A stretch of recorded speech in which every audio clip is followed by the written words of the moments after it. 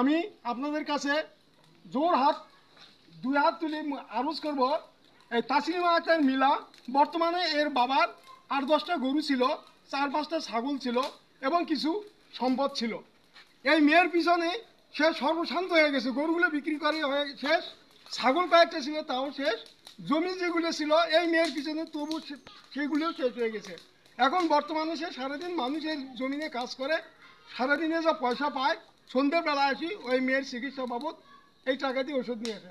এখন বর্তমানে আমি গোপনভাবে শুনতে পারলাম সে বাড়ির ভিড়া একটু আছে, এই ভিড়াটা বিক্রি করার জন্য তাই পায়তারা চলতেছে। এই মেয়ের সুস্থতার কারণে আপনারা যারা যেখানে যে অবস্থায় আছেন, যদি সম্ভব হয় আপনারা কিছু মুক্ত আছে তার সাহায্যের প্রতি এগিয়ে আসুন। হয়তো বা আপনাদের সামান্য পয়সা দিলেও হয়তো তার বিরাট উপকার হবে। এখন তার বর্তমানে দিন আনা দিন খাওয়া কিষানের উপর চলতেছে।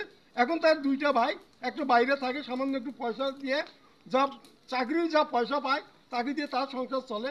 এখন তার একটা ছোটো ভাই এই বোনের জন্য তো চাকরি ছাড়ি দিয়ে আসি বাড়িতে, সেও এখন বর্তমানে বেকার অবস্থায় দিন যাচ্ছে। এখন তাদের অবস্থা কঠিন সমস্যা।